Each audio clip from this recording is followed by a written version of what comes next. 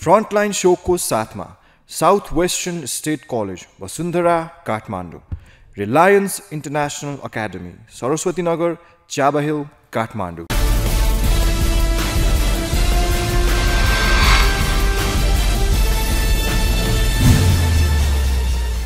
दर्शकवृन्द नमस्ते। कार्यक्रम फ्रन्टलाइन शोमा यहाँहरूलाई हार्दिक स्वागत छ। फ्रन्टलाइन शो विशेष गरी विभिन्न जनप्रतिनिधि उहाँहरूका विचार, योजना र कार्यक्रम प्रस्तुत गर्दै आएको एउटा कार्यक्रम हो। यसै सिलसिलामा आज हामीसँग सुनसरी जिल्लाको इन्द्रुवा नगरपालिकाका नगर प्रमुख केदार भण्डारी कुराकानीमा हुनुहुन्छ। उहाँसँग हामीले अहिलेको समसामयिक अलिकति राजनीति, उहाँकोले थालेको विकासका योजनाहरू, शिक्षा, स्वास्थ्य, कृषि, पर्यटनमा उहाँको अभियान, यो आर्थिक वर्षको गतिविधि र आगामी वर्ष र यो 3 वर्षको समीक्षा लगायतका प्रस्तुति यहाँहरूमाझ प्रस्तुत गर्ने हाम्रो जमर्को रहनेछ। आउनुहोस्, पहिला म उहाँलाई स्वागत गर्न चाहन्छु। स्वागत छ मेरो साहब। नमस्कार। सन्चै हुनुहुन्छ? अनि सुरुमा यो अहिलेको समसामयिक चलेको जो जेनजी भन्ने विषय प्रतिको चाहिँ यहाँको चाहिँ पहिलो सठिक टिप्पणी चाहिँ के हुन्छ?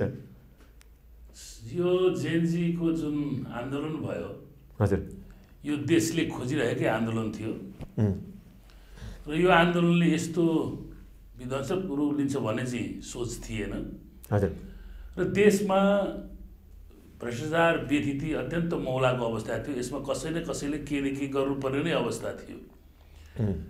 र जुन 23 गते अबोध बालबालिकामाथि एउटा नरसंहार जस्तो हत्या भयो, त्यसबाट करिब सत्तामा रहेका दलका मान्छेहरू हुन्, चाहे विपक्षमा रहेका हुन्, आम नेपालीको मन दुखेको थियो र सबै करिब क्रान्ति अब हुन्छ भन्ने हिसाबमा विश्वस्त थियौँ। म पनि वास्तवमा यो अन्याय भयो, अपराध हो भन्ने हिसाबले नै आफ्नो मनमा एकदम पीडा महसुस गरेर बसेको थिएँ। तर भोलिपल्ट जुन हिसाबले ती बालबालिकाहरूको त नरसंहार हत्या भइहाल्यो, एउटा आन्दोलनमा जुन एउटा गाइड हुनुपर्ने, त्यो गाइडबाट जुन विध्वंसक रूप लियो, तोडफोड, लुटपाट, आगजनी भयो, त्यसले चाहिँ साह्रै ठुलो। यहाँलाई यहीबाट मैले सवाल सोध्न खोजेको 2-4वटा अनुत्तरित। हजुर। यहाँ एउटा राजनीतिकर्मी पनि बढी हो, मेयरभन्दा बढी। त्यसकारणले त्यसलाई प्रश्न पार्दिने कुरा चाहिँ जिम्मेवारी पनि हो नागरिकलाई। यसमा जो पक्ष छ जेनजी, त्यो मूर्त छ, त्यो सङ्गठित छ, त्यसको चाहिँ यो चाहिँ नाइके हो भनेर चाहिँ हजुरले चाहिँ त्यसको अध्यक्ष अथवा सभापति नाइके हो भनेर भन्न मिल्ने अवस्था छ? थिएन। अहिले थिएन भनेको अहिले छ? अहिले पनि छैन।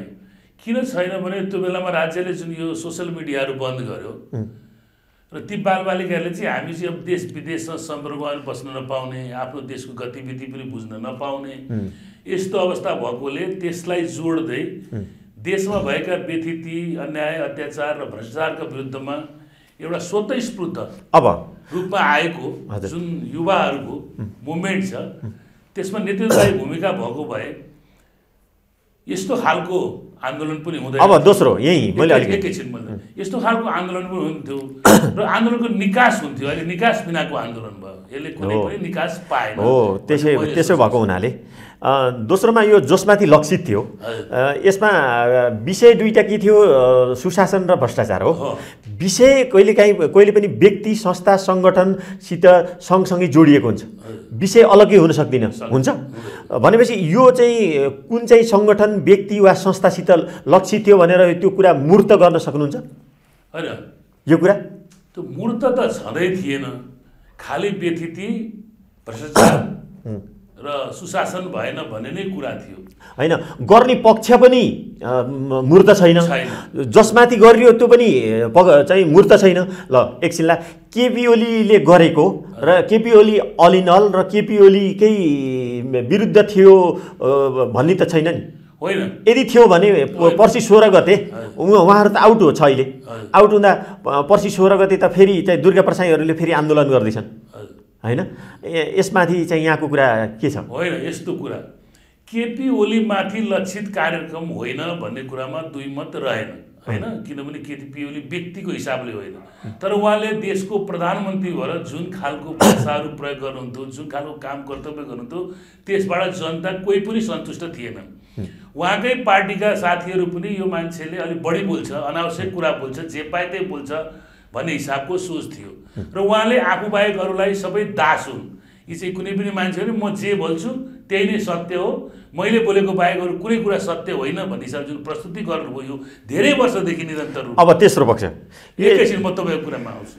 त्यति भएपछि के भयो भने मान्छे आक्रोश छँदै थिए। एक त विकासै नभएको चाहिँ होइन मेरो दृष्टिकोणमा। हिजो हामीले पञ्चायत कालमा जुन खालका गतिविधिहरू देख्यौँ, जुन खालका विकासहरू, त्योभन्दा विकास प्रशस्त भएको छ। 46 सालमा बहुदलीय व्यवस्था प्राप्त भएपछि स्वर्गीय युग पुरुष गिरिजाप्रसाद कोइरालाले जुन हिसाबले मुलुकलाई बनाउन खोज्नुभयो त्यो 3.5 वर्ष नेपालको विकासको रूपमा चाहिँ एउटा स्वर्णिम युग हो भन्छु म, इमान्दारीपूर्वक भन्दाखेरि। किन स्वर्णिम युग हो भने उहाँले शिक्षाको क्षेत्रलाई अगाडि बढाउनु भयो, स्वास्थ्यको क्षेत्रलाई अगाडि बढाउनु भयो, खानेपानीहरूको कुराहरू अगाडि बढाउनु भयो, बाटाघाटा अगाडि बढाउनु भयो, हरेक पालिकामा एउटा स्वास्थ्य चौकी चाहिन्छ भन्ने हिसाबले कार्यक्रम अगाडि बढाउनु भयो। त्यसपछि हाम्रो देश देख्दा स्वतन्त्र तर स्वतन्त्र रहेनछ, मान्छेहरू चाहिँ अन्यबाट परिचालित रहेछन् भन्ने कुरा त्यहीँबाट सुरु भयो। अब यहाँले नै आन्सरमा ठ्याक्कै आउनुभयो। मैले सोध्न खोजेको तेस्रो पक्ष विदेशी षड्यन्त्र छ भन्ने कुरा। मलाई कुरा विदेशी हाम्रो देश हेर्दा चाहिँ स्वतन्त्र तर अरूबाटै सञ्चालित रहेछन् धेरै मान्छेहरू, तिनीहरूका हुन्डी खाएर भत्ता खाएर चलेका रहेछन् भन्ने कुरा त्यहाँ उजागर भयो। किनभने संसारको इतिहासमा काहीँ पनि सरकार बनेको 100 दिनलाई चाहिँ हनीमुन डेज भनेर चाहिँ त्यसलाई त्यसको काम हेर्ने वाच गर्ने काम हुन्छ। तर तत्कालीन नेकपा माले भनौँ अहिलेको एमाले उहाँलाई 30-35 दिनमै कर्मचारी उचालेर आन्दोलनको सुरुवात गर्यो। त्यहाँबाट नै देश विकास सुशासनको बाटो अवरुद्ध भयो। किन भयो भन्दा 100 दिन पनि नहेरिकन एमाले धैर्यता लिन सकेन। हामीले प्रजातान्त्रिक शासन व्यवस्थालाई स्वीकार गर्यौँ, देशमा प्रजातन्त्र प्राप्ति भयो। प्रजातन्त्रमा जनताको मन जितेपछि कहिले को सत्तामा जान्छ, कहिले को सत्तामा त्यसको यकिन हुँदैन। जसले राम्रो काम गर्छ, जसले जनताको मन जित्छ त्यो सत्तामा रहन्छ, जसले जित्न सक्दैन त्यो सत्ताबाट विमुख हुन्छ। भनेपछि हेरौँ न त भन्ने अवस्था आएपछि तीबाट एमाले त्यो काम सुरु गर्यो। त्यसबाट देशमा करिब एक किसिमको भाँड पहिलो सुरु भयो। तोड्नु पर्नेछ, ठोक्नु पर्नेछ भनेर रेलिङ भाँच्ने के गर्ने कामहरू त्यहाँबाट सुरु। भन्न खोजेको यहाँले विकास त भएको हो तर मान्छेहरूको त्यो विकासभन्दा अरू फ्याक्टरको चाहिँ असन्तुष्टि हो। आफू सत्तामा कसरी पुग्ने, कसरी जनतालाई चाहिँ नचाहिँदा कुरामा उक्साउने भन्ने कुराहरू त्यहाँबाट सुरु भयो। त्यसपछि अरू थर्डका कुराहरू पनि छन्। हामी विकासमा अझै अगाडि बढ्थ्यौँ, धेरै अगाडि बढ्थ्यौँ। त्यही बेला हामी विद्युत अन्य देशहरूमा बेच्न सक्थ्यौँ। देशले विकासको फड्को मार्ने क्रममा त्यसरी भाँडबैलो सुरु भएपछि मध्यावधि चुनावको सुरुवात भयो। र यो देशको एउटा दुर्भाग्य भन्नुपर्छ, मदन भण्डारीको हत्या हो या दुर्घटना हो त्यो आजसम्म यकिन भएको छैन। अहिलेको परिवेशमा दुर्घटना नै हो भन्ने यकिन छ। र मदन भण्डारीको त्यो दुर्घटनाले पनि देशलाई अलिकति अर्को गतितिर लग्यो, जसले गर्दा एमाले चाहिँ अनावश्यक आन्दोलन गर्ने अवसरको रूपमा लियो त्यसलाई कि मदन भण्डारीको हत्या हो भन्ने हिसाबले त्यसलाई आन्दोलनको रूपमा लग्यो। र जब आफू सत्तामा गयो, आफू शक्तिमा गयो, त्यो हत्या पनि कसले गर्यो भन्ने खोजी नगरेर त्यसलाई रहस्यको विषयमा राखेपछि पनि देश अर्को अब तेस्रो पोइन्ट दुर्धारण निम्ति हो। म तपाईँकै कुरामा आउँदैछु। यसरी आएपछि क्रमिक रूपमा देश आफू चलाउन नसक्ने अनि जस्तो स्वर्गीय गिरिजाप्रसाद कोइराला भनौँ, बीपी कोइराला भनौँ, राजा महेन्द्र भनौँ, राजा वीरेन्द्र भनौँ, त्यो बेलामा विदेश भ्रमण गर्दा उहाँहरूको जुन शान सौगात हुन्थ्यो, जसरी सम्मानका साथ दिइन्थ्यो, त्यो कुरा चाहिँ कसरी कम हुँदै गयो भने विदेशी राष्ट्रहरूले कुनै चिजहरू दिनु पर्यो, कुनै विकास गरिदिनु पर्यो, कुनै सहयोग गर्नु पर्यो, अथवा मेरो देशको सिमानामा यो समस्या छ, मेरो देशको अन्य कुरामा यो समस्या छ, तपाईँहरूबाट यो कुरामा चाहिँ हामीलाई बाधा भएको छ, हामी सार्वभौमसत्ता राष्ट्र हौँ, हामीलाई यो गर्न पाउनुहुन्न भनेर नेसनल इन्टरनेसनल फोरममा उठाउने कुराहरू भन्दा पनि मेरो छोरोलाई डाक्टर पढाइदिए, मेरो छोरीलाई इन्जिनियर पढाइदिए, मैले कसरी पैसा कमाउन सक्छु भन्ने हिसाबले नेताहरू जब लाग्नुभयो त्यसपछि विदेशी चलखेल नेपालमा बढेको देखिन्छ। त्यस कारणले यो अरूले बढाएको होइन, हामी आफैले निम्त्याएको विदेशी चलखेल हो। अब भनेको यो कुरा बाहिर छताछुल्ल त भन्नुभएको छ सङ्केत, यो विदेशी षड्यन्त्र छ भन्ने कुरा छ भन्नुहुन्छ कि छैन भन्नुहुन्छ? विदेशी षड्यन्त्र छैन, हामी आफै गर्दैनौँ। मलाई यस्तो पऱ्यो, नभए सबै नेता पालो पालो Indian embassy, Chinese embassy, Delhi Beijing धाउनु पर्ने कारण के त भनेपछि कारण त हामी नै हौ, तर विदेशी षड्यन्त्र छ भन्ने कुरा त भन्नुहुन्छ। कस्तो कुरा गर्नुहुन्छ तपाईँ आफै आएर यसो गर्दै भनेपछि म गर्दिनँ त निम्त्याउने म भन्न खोजेको सरकार लगाउने म स्ट्रङ भएर म जसरी पनि टिक्छु अडिन्छु म आफू आन्तरिक नेपाली बिचको एकतामा कायम रहन्छु म नेपालीहरूको सुख दुःखमा साथ दिन्छु नेपालको विकासमा विशेष मेरो फोकस रहन्छ भनेर मैले नधाउने हो भने अर्को ल्याएर मलाई गर्छ। अब एकछिनलाई विदेशी षड्यन्त्र हो भने त्यसलाई अझ मूर्त बनाऊ, त्यो चाहिँ भारतले अमेरिकाले युरोपले रसियाले चाइनाले भनेर तपाईँले यसलाई कसैलाई तोक्न सक्ने अवस्था छ त छैन? छैन नि। त्यो भएपछि त्यो चाहिँ मुखिया पनि अमूर्त भयो, मुखिया पनि अमूर्त छ, पक्ष पनि अमूर्त छ, जसका विरुद्ध गरेर लक्षित गरेर त्यो पनि अमूर्त छ। यसमा अब यहाँको मोनार्की राज संस्थाको चाहिँ यो चाहिँ आन्दोलनमा तीनटा तरिकाको भूमिका, एउटा पूर्ण, एउटा आंशिक, एउटा जिरो। यहाँले कुन रेन्जको कुरा गर्नुहुन्छ? हो यस्तो हुन्छ, केपी ओलीले यत्रो देशमा वितण्डा मचाएर नेपालीलाई मान्छे नगनेर यत्रो आन्दोलन भयो, उहाँ त आज प्रधानमन्त्री छुटेको 1.5 महिना हुँदै म फेरि प्रधानमन्त्री हुन्छु, म बाहेक मान्छे छैन भन्ने खालको दम्बको कुरा गर्नुहुन्छ, जसको वर्षौँदेखि विरासतको रूपमा राज संस्था आएर जसले आफ्नो सत्ता गुमाउनु पर्यो उसलाई मोह त हुन्छ, उसलाई बा आज पो पाउँछु कि भोलि पो पाउँछु कि बा म फेरि राजा हुन सक्छु कि भन्ने चाहना राख्नु स्वाभाविक कुरा हो। विश्वको धेरै इतिहासमा चाहिँ त्यस्ता भाका पनि छन्।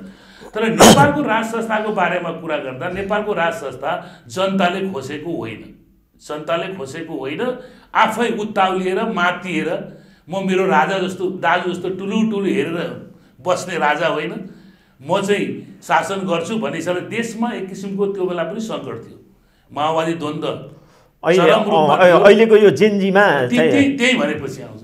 त्यस कारणले उहाँहरूको प्रत्यक्ष अप्रत्यक्ष केही सरोकार हुन सक्छ, त्यसलाई प्रमाणित गरेर भन्न सक्ने आधार छैन। तर उहाँहरूले त्यसरी उथलपुथल भएर सबै चिज डराएर अतालिएर अब हामीले सकेनौँ तिमी जिम्मा लिदेऊ भन्छन् कि भनेर आश गरेर कुनै न कुनै किसिमका चलखेल गरेको हुन सक्छ, जसको ज्वलन्त उदाहरण प्रत्यक्ष अप्रत्यक्षमा के देखिन्छ भने कहिलेकाहीँ राप्रपाले राजा सहितको व्यवस्था ल्याउँछु भनेर आन्दोलन गर्न खोज्नु, अहिले दुर्गा प्रसाईले राजा बिनाको उसमा सम्झौतै हुन सक्दैन म आन्दोलनमा होमिएँ भन्नुबाट उहाँहरूको काहीँ न काहीँ केही न केही सम्बन्ध छ भन्ने देखिन्छ। अब यदि चाहिँ अब यो अर्को विषय चाहिँ हामीले आवधिक निर्वाचनबाट रिप्लेस गर्छौँ भन्ने हो भने अब त्यो निर्वाचनको यसरी चाहिँ जरीबाट चाहिँ होइन बिचमा कुनै त्यो परिपक्व नभइसकेपछि फाल्ने हो भने आवधिक निर्वाचनको के अर्थ? निर्वाचन चाहिँ गर्ने अब चाहिँ राज्य सत्तालाई चाहिँ गोडेर फाल्न पर्ने हो भने त चाहिँ निर्वाचनबाट किन नागरिकले किन चाहिँ नहटाएको भन्ने विषयमा चाहिँ यहाँको होइन। अघि तपाईँले त्यही कुरा गर्दा म त्यहीँ आउन खोज्दै थिएँ। यो अहिलेको निर्वाचन भनेको यो अद्यावधि निर्वाचन होइन, यो निर्वाचन चाहिँ अहिले राष्ट्रमा अचानक आइरहेको निर्वाचन। यो निर्वाचनको कुरा गरेन, आवधिक निर्वाचनमै यहाँ पनि आउँदैछु। के अरे त्यो किन त्यस्तो हो भने हिजो यो जेनजीको यत्रो ठुलो आन्दोलनबाट परिवर्तन भएको सत्ता हो। अघि तपाईँ जेनजीको कोही नेता छ कि छैन, जेनजीको उद्देश्य के थियो, लक्ष्य के थियो, त्यो अनुसारको युनाइटेड थिए कि थिएनन् भन्ने किसिमको प्रश्न गर्दै हुनुहुन्थ्यो। वास्तवमा जेनजी त्यसरी युनाइटेड भएर आएको चाहिँ देखिँदैन। उहाँहरू स्वतः स्फूर्त देशभरि नै यहाँ व्यथिति भयो, भ्रष्टाचार भयो, सुशासन भएन भन्ने हिसाबले अगाडि बढ्नु भएको थियो। जो माग साँच्चै इमान्दारीपूर्वक भन्नुहुन्छ भने जायज थियो, त्यो मागमा कुनै शङ्का गर्नु पर्ने अथवा उनीहरूले गलत माग मागेका थिए भन्ने काहीँ पनि ठाउँ छैन। सबैले सोचेको त्यही थियो, बोल्न कोही नसकेको। किनभने यो दलीय व्यवस्थामा के हुन्छ भने दलको नेता प्रधानमन्त्री हुने, प्रधानमन्त्री भएपछि ऊ सर्वेसर्वा हुने र बोल्यो भने आफ्नो पार्टीबाट आफूले पनि धेरै जस्तो खड्गप्रसाद ओली भन्दा बढी पार्टीमा योगदान गरेका, देशको लागि योगदान गरेका मान्छेहरू पनि नेकपा एमालेमा छन् नि। तर आज उनीहरू किन पछाडि परेका छन्? यिनै कारणले गर्दा म बोल्यो भने म सकिन्छु भन्ने हिसाबले दासत्व स्वीकार गरेको देखिन्छ। केही नेताहरूले बोल्ने प्रयत्न गर्दाखेरि उहाँहरूलाई पार्टीबाटै समाप्त गरिदिएको अवस्था छ। केही साथीहरूले बाध्य भएर अर्को पार्टी खोल्नु परेको छ होइन, जसलाई चाहिँ उहाँहरूले जसरी पनि खत्तम गरिदिने, समाप्त गरिदिने भन्ने सोचका साथ डिजाइन गरेर हिँड्नु भएको छ।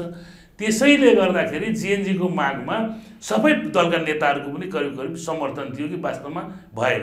अब खड्गप्रसाद ओली प्रधानमन्त्रीबाट हट्ने अनि शेरबहादुर देउपा हुने भएन, उहाँहरू दुईवटा लाइनमा बस्ने। अनि उहाँ भएपछि फेरि के हुने, फेरि त्यो मतलब गठबन्धन मिलेन भने प्रचण्ड हुने, भरे उहाँहरू बाहेक यो देशमा अरू मान्छे नै छैनन् भन्ने हिसाबको जुन एउटा पब्लिकमा धारणा बसेको थियो। अघि म सुरुको कुरा तपाईँलाई जोड्न चाहन्छु कि गिरिजाप्रसादले गरेको जुन कामलाई ट्र्याकबाट हटाउने प्रयत्न गर्यो त्यो पार्टीभित्रकै साथीहरूबाट, विपक्षी दलहरूबाट, देशी विदेशी शक्तिहरूबाट। र नेपाल चाहिँ कस्तो रहेछ भने यसो राम्ररी सिरियसली हेर्दाखेरि यो भारत र इन्डियाको चाहिँ सुरक्षा कवच पनि रहेछ। सुरक्षा कवच भएपछि उनीहरू चाहिँ यसलाई एकदम ध्यानपूर्वक हेर्ने। जस्तो अहिले जेएनजी आन्दोलनलाई दलाई लामासँग जोडेर हेर्न खोजिएको अवस्था छ, तपाईँलाई प्रश्न थाहा छ होइन? त्यहाँ गएपछि चाइना एक्टिभ हुने भयो, के हो भनेर चराखो हुने भयो।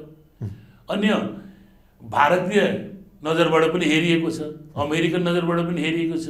यसले गर्दाखेरि हामी चाहिँ सधैँ रणमैदान हुने र स्थायित्व यहाँ चाहिँ वास्तवमा स्थायित्व भयो, यहाँ विकास राम्रो भयो, यो देश उन्नति भयो भने छिमेकी देशको टाउको दुखाइ हुने। किनभने आफ्नो अधीनमा त नरहने भयो, सम्पन्न भएको देश त आफ्नो अधीनमा रहँदैन। किन संसारमा नेपाल मात्रै यो ल्यान्डर कन्ट्री त होइन, संसारमा त धेरै ल्यान्डर कन्ट्रीहरू छन्। त ती सुविधाहरू पनि हामीले जुन पाउनु पऱ्यो त्यो पनि हिजो हामीले नाकाबन्दीको बेलामा पाएनौँ।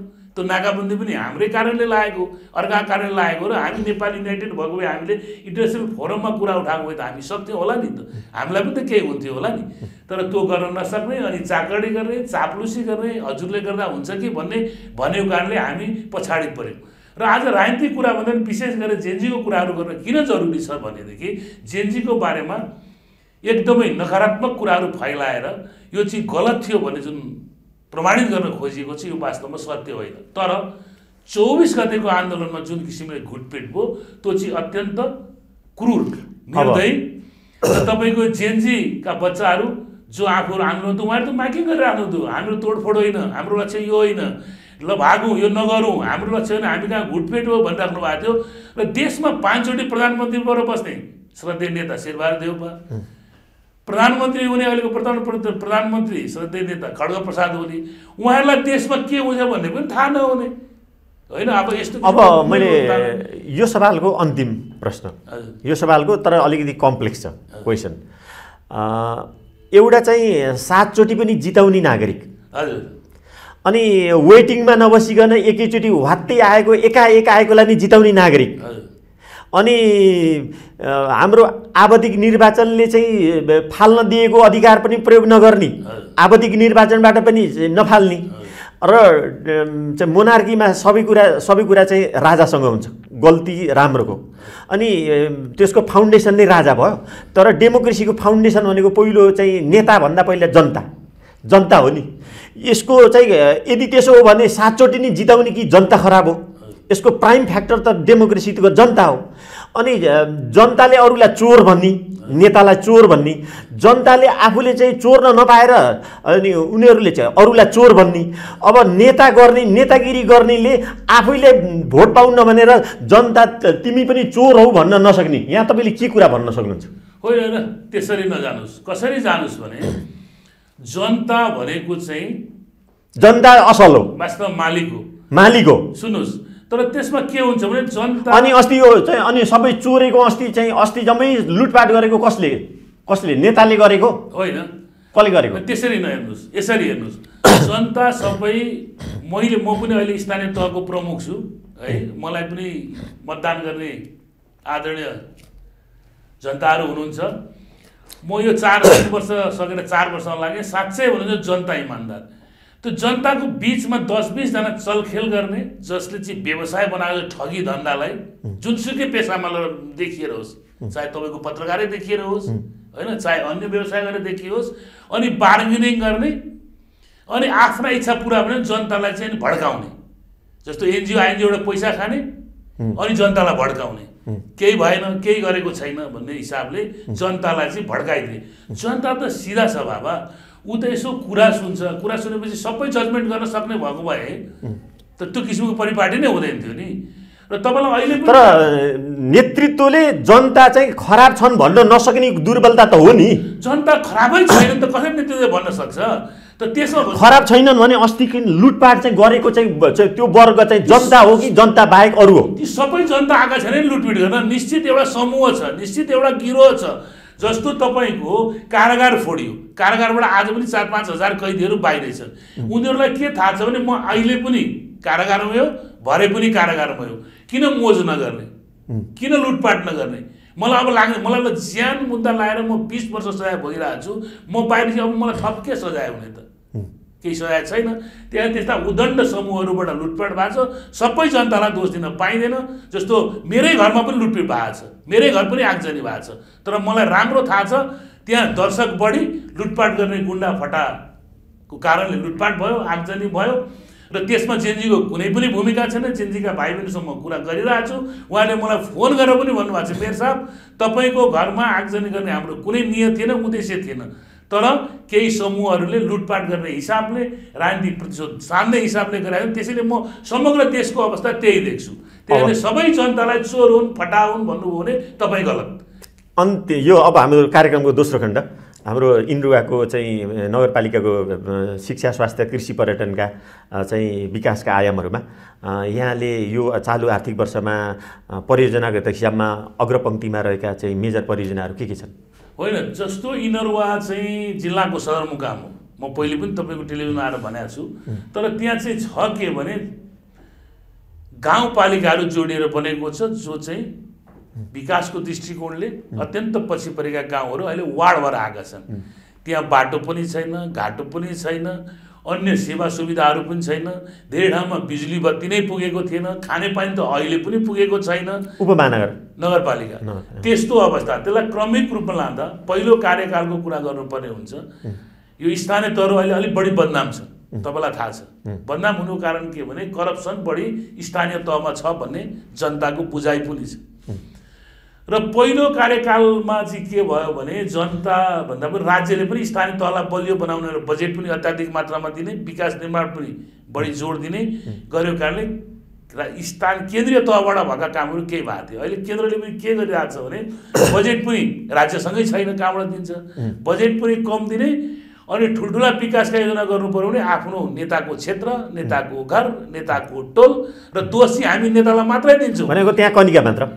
अनि त्यसपछि ब्युरोक्रेट्स जो बजेट बनाउने ठाउँमा छ, नेताले बजेट यो हिसाबले बनायो भने ब्युरोक्रेटले पनि इन्ट्री गर्ने बेलामा आफ्ना नाता गोता भएका ठाउँमा, आफ्नो टोलमा, आफ्नो घरमा हालेर चाहिँ बजेटलाई यस्तो कुरूप बनाएको छ। तपाईँ गएर विकासका योजनाहरू हेर्नुहोस्, जहाँ नाला चाहिँदैन त्यहाँ नाला बनाएको छ, जहाँ ढल चाहिन्छ त्यहाँ ढल बनाएको छैन, जहाँ बाटो चाहिँदैन त्यहाँ बाटो बनाएको छ, जहाँ बाटो चाहिँदैन के अरे नचाहिने ठाउँ बनाएको छ, चाहिने ठाउँ बनाएको छैन। गर्दा जे मन लाग्यो काठमाडौँमा बस्यो, यति मेरो सालो बस्थ्यो, त्यसको टोल 18 बोलाउनु बजेट हालिदिएको छ, त्यहाँ मेरो मामा बस्थ्यो भने भइरहेको छ। अनि नेताहरू पनि कस्तो भने कुन ठाउँमा मलाई बढी भोलि उठ्दा भोट आउँछ, कुन ठाउँमा चाहिँ भोट चाहिँ मेरो छ, अथवा मेरो पार्टीको मान्छे कहाँ बढी बसेका छन् भन्ने हिसाबले चाहिने ठाउँमा जहाँ विपन्नता छ, जहाँ गरिबी छ, जहाँ विकास छैन, त्यहाँ भन्दा पनि भोट कहाँ गर्दा बढी आउँछ, जहाँ विकासको आवश्यकतै छैन, त्यो हिसाबले गरेको कारण यसपालिको यहाँको फोकस केमा छ? र मैले जहिले पनि मिनरुवाको प्रायोरिटी भनेको कृषि हो। मेरो चौथो कार्यकाल हो। म प्रत्येकचोटि केन्द्रमा आउँदाखेरि तपाईँहरूले मलाई केही गरिदिनु पर्दैन, केही नै गरिदिनु पर्दैन। केन्द्रको बजेटमा जम्मा 2-3टा काम गर्दै पुग्छ। एउटा कुरा, किसानको हातमा पानी जानको लागि कृषि विद्युतीकरण गरिदिनुहोस्। मेरो पालिकामा मात्रै होइन, तपाईँ भारतलाई विद्युत बेच्नुहुन्छ, तपाईँ बङ्गलादेशलाई विद्युत बेच्नुहुन्छ, तर त्यही विद्युत तपाईँ आफ्नो किसानलाई किन दिनुहुन्न? प्रत्येकको खेतमा विद्युत भयो भने उसले जति बेला पानीको आवश्यकता पर्छ पानी पटाउँछ, जे बाली लाउनु भन्यो लाउँछ, आकाशे खेतीको भरमा बस्नु पर्दैन। अनि कृषि सडक बनाइदिनुहोस् जसले गर्दा त्यहाँ कृषिमा उत्पादन जस्तो उपज हुन्छ। तपाईँ के बाली लाउनुहुन्छ, तपाईँको ढिलो पाक्ला, म के बाली लाउँछु मेरो छिटो पाक्ला। हाम्रो त के अरे कृषि कस्तो छ भने तपाईँको खेत हुँदै मेरो खेतमा जाने, मेरो खेत हुँदै अर्को खेतमा जाने, जसले गर्दा तपाईँको बाली विनाश नगरिकन मेरो बाली आउने अवस्था हुँदैन। त्यसरी त अर्को किसानले त मान्ने अवस्था हुँदैन। त्यस कारणले गर्दाखेरि कृषि विद्युतीकरण गरिदिनुहोस्, कृषि सडक बनाइदिनुहोस्। त्यसपछि हेर्नुहोस्, यिनीहरू नगरपालिकामा विकास आफै हुन्छ। किसानसँग 3 बाली 4 बाली लाउने, बेमौसमी तरकारीहरू लगाउने, फलफुलहरू लगाउने, अन्य बालीहरू लगाउने गऱ्यो भने त्यसैले मैले कृषिमा केही बजेट राखेको छु। शिक्षाको अवस्था अत्यन्त चौपट छ, मेरो पालिकामा मात्रै होइन देशभरि नै चौपट छ। किन चौपट छ भने अहिले अधिकांश मान्छेहरूको एउटा बच्चा भर्सके बच्चा अनि हजुर जिम्मेवार ठाउँमा बसेको मान्छेले आफैले चौपट छ भन्नु मिल्ला त? त्यसको जवाब मसँग छैन त। जस्तो एउटा भर्सके बच्चै नजन्माउने अहिलेको युथहरूको त्यो ट्रेन बसेको छ होइन, संसारभरि त्यस्तो रहेछ, हाम्रो कहाँ मात्रै होइन। अब किन म झमेला लिने भन्ने खालको सोच मान्छेहरू, बच्चा जन्माउनु भनेको झमेला लिनु हो भन्ने खालको सोच बढेको छ। मुस्किलले एउटा बच्चा जन्माउने, त्यो बच्चालाई के अरे आफू बरु नखाउँ नलाउँ तर राम्रो शिक्षा दिने भन्ने हिसाबले राम्रा अथवा नाम चलेका अथवा अङ्ग्रेजी पढाउने स्कुल चाहिँ राम्रो भन्ने हाम्रो कन्सेप्ट छ नि त यो, त्यस्तोमा पढाउने। अनि मेरो पालिकामा 70 वटा विद्यालय छ, 70 वटा विद्यालय छ। मैले यसो बोलाएर सोधेँ हाम्रो नगरपालिकाभरि योचोटि कति बालबालिकाको जायज जन्म भयो, बर्थिङ रेट के छ भनेको 1575 जना बच्चाहरूको जन्म भएको रहेछ, जन्म दर्ता भएको रहेछ। अनि 1575 जना बच्चा एउटा स्कुलमा कतिजना पर्छ जोड्नुहोस्, 70 एउटा स्कुलमा कतिजना पर्छ? अनि हेर त मेयरले गर्दा शिक्षा भएन, शिक्षकले गर्दा शिक्षा बच्चै छैन। त्यस कारणले राज्यले साँच्चै शिक्षा नीति बच्चा पदार्थै भएन। कसरी कहाँबाट स्कुल हुन्छ? अनि 7 वटा टिचर हुनुहुन्छ, 5 जना विद्यार्थी छ होइन। अनि त्यो विद्यार्थीहरूको सबै ठाउँमा मोनिटरिङ गरिराखिएको छ तर सधैँ मोनिटरिङ गरेर पुग्न पनि सक्दैन। अनि शिक्षकहरू पनि के भने पालो सिस्टम गर्ने, आज 2 जना आउने 3 जना बिदा बस्ने खालको ट्रेन देशभरि नै चला। अब यस्तो एकैछिनमा छ तपाईँ मेयरभरि यस्तो कुरा गर्ने भने तपाईँलाई मेरो नगरपालिकामा मात्रै म कुरा गरिरहेको छैन, समग्र देशको शिक्षाको हालतको म कुरा हेर्छु। त्यस कारणले राज्यले शिक्षामा यत्रो लगानी गरेको छ, करोडौँ अरबौँ लगानी गरेको छ तर अनुत्पादक क्षेत्रमा। त्यसैले गर्दा अब यी धेरै विद्यालयहरूलाई थोरै विद्यालयमा सीमित राखेर जसरी निजी विद्यालयहरूले गाडी पठाएर तपाईँको बच्चा ल्याउन सक्छ, त्यही सरकारले किन सक्दैन? त्यो गर्नु पर्यो। र जो बाहेक पर्ने विद्यालय छ त्यसलाई चाहिँ राम्रो व्यवस्थित गरेर चलाउने, शिक्षा राम्रो, त्यसमा पनि मैले अलिकति बजेट लगानी गरेको छु। शिक्षा मेरो पालामा अब अलिकति प्रयत्न गरेको छु। त्यो स्वास्थ्यको कुरा गर्नु होइन, शिक्षामै यहाँले यहाँको फरक शैली, फरक धार, इनरुवाका विद्यार्थीमा एउटा तत्त्व चाहिँ फरक हुन्छ है। र मैले टिचरहरूको वृत्ति विकासमा यो कुरा चाहिँ मैले चाहिँ खर्च गरेको छु अथवा मैले ध्यान दिएको छु भन्ने कुरा चाहिँ के हुन्छ? अलि फरकपन होइन, फरकपन ल्याउने प्रयत्न गरेको होइन। त्यसले गर्दाखेरि के छ भने शिक्षकहरूलाई पुरस्कारको व्यवस्था, उहाँहरूलाई बाहेक पर्ने विद्यालयको व्यवस्था, त्यसपछि आएदेखि नै किन बोर्डिङ स्कुलमा मात्रै मान्छेको आकर्षण छ, सरकारी स्कुलमा किन अङ्ग्रेजी माध्यमबाट नपढाउने भनेर अङ्ग्रेजी माध्यम सुरु गरिएको छ।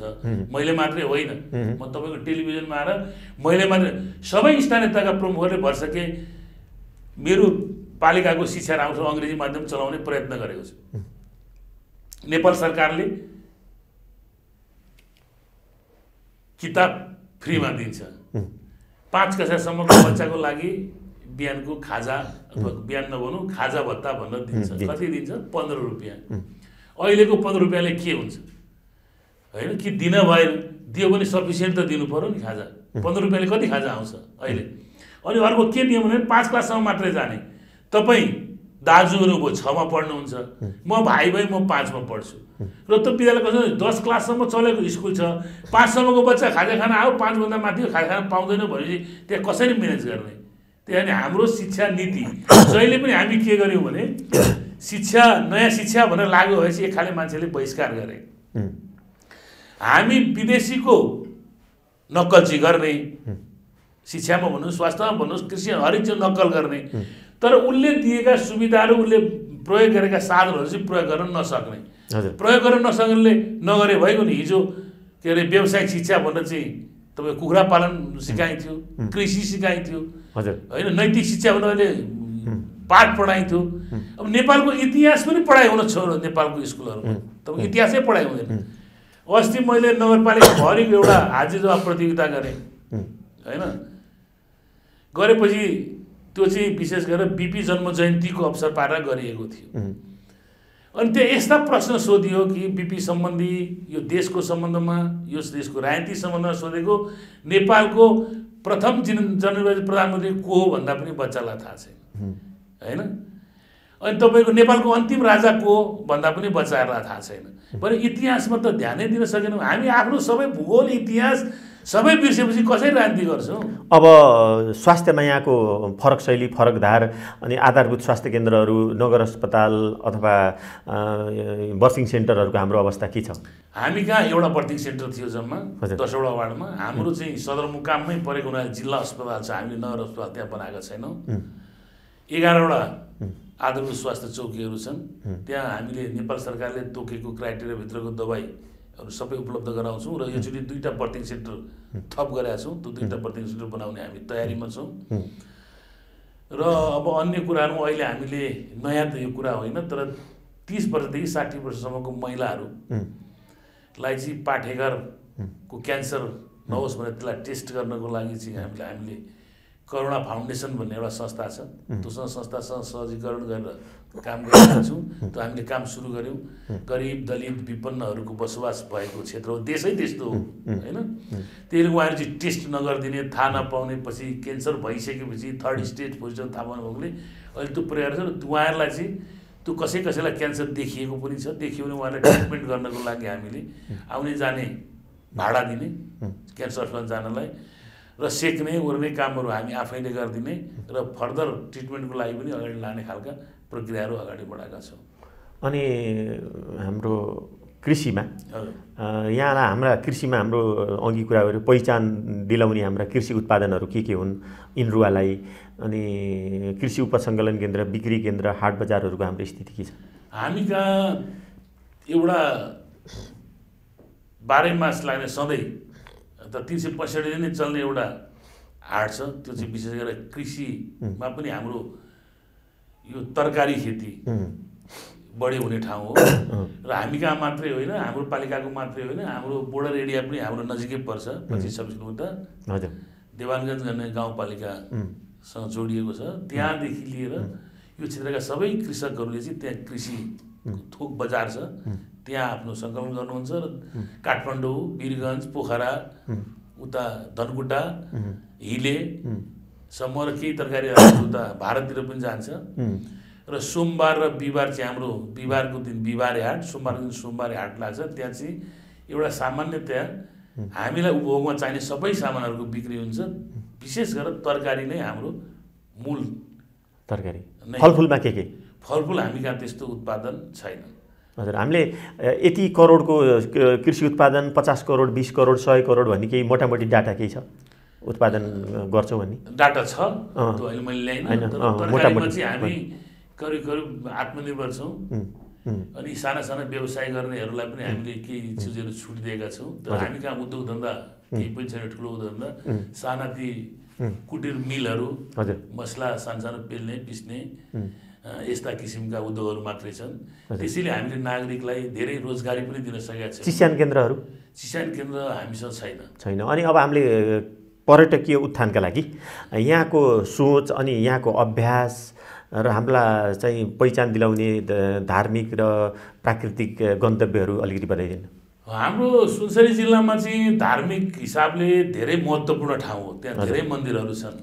तर हाम्रो इनरवा नगरपालिकामा चाहिँ धार्मिक पर्यटन अथवा त्यस्तो प्राकृतिक रूपले बनेका कुनै पर्यटकीय क्षेत्रहरू पनि छैनन्। ठुल्ठुला नदीनाला पनि कोशी पनि हाम्रो सुनसरी जिल्लामै पर्छ र साना नदीहरू छन्। त्यसैले गर्दाखेरि पर्यटकहरूलाई भित्राउनुपर्छ भन्ने खालको सोच बनाउँदा र ठुलो डिजाइन लिएर जानुपर्छ, आर्टिफिसियल बनाउनुपर्छ होइन। तर प्राकृतिक रूपमा र धार्मिक रूपमा त्यस्ता हाम्रा पर्यटकीय स्थलहरू छैन। स्थानीय पर्यटकहरूको चाहिँ आउजाउ हुने कुनै ठाउँ त्यति धेरै छैन कुनै पर्यटकीय स्थलको हिसाबले छैन। सदरमुकाम भएको हिसाबले त्यही जिल्लाभरिको मान्छेहरू अफिसियल काममा आउनुहुन्छ, तर पर्यटकीय हिसाबले यिनीहरू जाउँ, यो हेरौँ, त्यहाँ गएर यसो गरौँ भन्ने खालको भनेपछि होमस्टेहरूको अभ्यास हुने त त्यसमा खासै कुरा भएन। होमस्टे हामी कहाँ त्यति धेरै चल्ने अवस्था छैन। हजुर होइन, तपाईँलाई अहिले आएर टिभीमा मैले यसो गरेँ उसो गरेँ भनेर नचाहिँदा कुरा गऱ्यो भने त भोलि त्यहाँ पब्लिकमा गएर मैले यिनीहरू पनि बोल्नुपर्छ नि। यो टिभीमा त यो कुरा गर्दै हुनुहुन्थ्यो मेरो साहब, खोइ त भन्यो भने त मैले जवाब त दिनुपर्छ नि। त्यस कारण यो चाहिँ एउटा सानो पार्क चाहिँ हामीले निर्माण गरेका छौँ। यिनीहरू आउँदाखेरि मान्छे अल्मल्नलाई अथवा हेर्नलाई हुन्छ भनेर बालबालिकाहरूको लागि एउटा चिल्ड्रेन पार्क चाहिँ। तालतलैया झरनाहरू केही? तालतलैया छैन हामीसँग, त्यस्तो केही छैन। अब अन्तिमतिर जाँदै यहाँले मैले नसोधेर आफै भन्न खोजेको विषय, यहाँका पालिकावासीलाई भन्न खोजेको विषय, अथवा सङ्घीय सरकार, प्रदेश सरकार, राज्य संयन्त्र, अदालत कसैलाई केही भन्न खोजेको विषय छ? धेरै विषय छ, छोटो समय भन्न सकिँदैन, मजाले भन्नु मिल्यो। तर एउटा कुरा चाहिँ के हो भने जेनजी आन्दोलनले देशलाई जुन पाठ पढाउन खोजेको छ त्यो पाठ सबैले पढ्नु जरुरी छ। अहिले जेनजीको आन्दोलनमा नेतृत्व भएन अथवा सरकार फेरि पुरानै रूपले चल्न थाल्यो, अब फेरि फागुन 21 गते निर्वाचन हुन्छ, त्यसपछि हामी नै आउने हो अथवा हाम्रा साथीहरू नै आउने हो भनेर ती मागलाई सम्बोधन गर्ने प्रयत्न भयो भने देशले अझै ठुलो सङ्कट बिहोर्नुपर्छ। त्यस कारणले चाहे न्यायपालिकाका साथीहरू हुन्, चाहे कार्यपालिकाका हुन्, चाहे व्यवस्थापिकाका हुन्, चाहे स्थानीय तहका साथीहरू हुन्, चाहे राजनीतिक दलका नेताहरू हुन्, जेनजी आन्दोलनमा चाँडा कुरा पुगेन भन्ने मेरो चाहिँ सोच छ। यो आन्दोलन आवश्यक थियो, जायज थियो, तर त्यो 24 गते जुन तोडफोड हो त्यसलाई हामीले नियन्त्रण गर्न सकेनौँ। जेनजीका अनि यो भागको मासुमा जस्तो चाहिँ यो चाहिँ लिन्छु, यो चाहिँ लिन्न भन्ने हुन्छ र चाहिँ 24 गतेको चाहिँ बेठिक भयो होइन कुनै पनि प्याकेजमा, होइन? त्यो मैले त्यसरी पनि भनेको होइन। मैले भनेको चाहिँ कसरी हो भने 23 गते जुन नानी बाबुहरूको माग थियो त्यो जाइ त सबै देशै उहाँहरूको पक्षमा लागिसकेको थियो, तर यो राज्य संयन्त्र कस्तो होइन कि ब्ल्याक एन्ड व्हाइटमा कि ठिक थियो कि बेठिक थियो? आन्दोलन त एकदम ठिक थियो। भनेपछि 24 गते पनि ठिक थियो। 24 गते चाहिँ के भयो भने राज्य चाहिँ कस्तो भयो भने राज्यविहीन अवस्थामा त नेपाल बस्यो नि कि बसेन? स्टेटलेस अवस्थामा बस्यो नि हामी, होइन? किनभने पुलिस सबै आफू भएको छ, सशस्त्र भएको छ, आर्मी बन्दुक यसो गर्छ बोल्दैन, त्यस्तो अवस्थामा हामीले भोग्यौँ।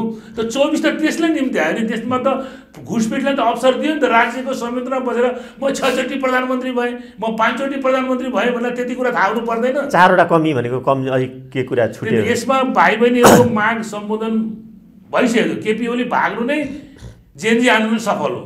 अहिले आएर ठुला कुरा गरेर मलाई 5 मिनटमा मार्ने नछन्, यसो उसो डुक्रेर हुन्छ। हिजो भागेको होइन, देश छोड्ने अवस्था आएको होइन, होइन? र उहाँहरू चाहिँ जानुभएको थियो, सामान्य भाषालाई उहाँहरूले रुचाउनुहुन्न होला, होइन? उहाँहरू जानुभएको थियो स्यालको शिकार गर्न, मरौ बाघ। बाघलाई कसरी व्यवस्थित गर्ने भन्ने कुरा उहाँहरूको रणनीति भएन। रणनीति चाहिँ किन भएन भन्दा उहाँहरूले त चाहेकै जस्तो आन्दोलन भयो त बाबा। अब त्यसलाई कसरी व्यवस्थापन गर्दा उहाँहरू युनाइटेड हुनु थियो, उहाँहरू सङ्गठन हुन्थ्यो। जस्तो अहिले यो हिसाबले हेर्ने भने संविधानमा पनि केही संशोधन गर्ने, निलम्बन गर्ने कुराहरू थियो होला, त्यसमा वार्ता हुनु पर्थ्यो, होइन? त्यसपछि यी भागभण्डामा भएका नियुक्ति खारेज गर्ने भन्ने कुराहरू त्यहाँ उठाउनु पर्थ्यो। आज जो अख्तियारको प्रमुख छ उही भ्रष्टाचार मुद्दा लागेको छ। हिजो एउटा अख्तियारको प्रमुखले आफै घुस खारेजी भागाभाग गरेर हिँड्यो, होइन? त्यस्ता फटाहारलाई नियुक्ति गरेको छ, ती राजनीतिक नियुक्ति बदल हुनु पर्दैन, त्यो कुरा मागमा राख्नु पर्दैन। अब अहिले आरजी गर्दा उहाँहरूको युनाइटेड छैन, आवाज सुन्ने अवस्था भएन। अनि सुशासनका कुराहरूमा यो कुराहरू चेन्ज गर्नुपर्छ भन्ने कुराहरू राख्नु पर्दैन? पर्छ नि। र अहिले छानेर मन्त्री बनाउने क्रममा पुरै मन्त्रीहरूका कुरा पनि त विवादता छन् नि। तपाईँ नेपाल यस्तो देश हो जहाँ चाहिँ डे 1 देखि करप्सन छ, बुझ्नु भएन? आफ्नो आफ्नो हिसाबले कुनै पनि एउटा वकिलले वकालत गरेर मात्रै काठमाडौँमा 5वटा घर बनाउन सक्छ। कुनै पनि एउटा डाक्टरले डाक्टरी पेसा मात्रै गरेर 5-6वटा घर बनाउन अरब खरब बनाउन सक्छ। कुनै पनि एउटा खरदारले काठमाडौँमा घर बनाउने कल्पना गर्न सक्नुहुन्न नि। आज यत्रा व्यक्ति कहाँबाट भएर ती सुरुदेखि भइरहेको थिए। अहिले दलका नेताहरूलाई मात्रै दोष लगाएर पाइन्छ, त्यसका विङ्सहरूलाई दोष लगाउनु पर्दैन। त्यसैले यी 4-5वटा कुरा सम्बोधन भएको भए देशले सधैँको लागि निकास पाउँथ्यो। अहिले पनि देशले निकास पाइसकेको छैन। र म यो तपाईँको सञ्चार माध्यमबाट के भन्छ, नेताहरू जसलाई हामीले नेता मान्यौँ, जसले पटकौँ पटक प्रधानमन्त्री भएर देश चलाउनु भयो, उहाँले अब हौसिने बेला होइन। अब देश कसरी सुध्रिन्छ यो नहुनुपर्ने होइन, हुनुपर्ने आन्दोलन भयो। हामीले आँखा देखेका रहेनछौँ, अब हामीलाई युवाहरूले आँखा देखाइदिए। अब देश कसरी अगाडि बढ्छ, कसरी नेतृत्व युवाले गर्नुपर्छ भन्ने हिसाबमा लागेर यो आन्दोलनलाई चाहिँ अपनत्व लिएर, मैले गरेको, मेरो बालबच्चाले गरेको अपनत्व लिएर यसलाई अगाडि बढाउन हामी सबै लाग्नुपर्छ।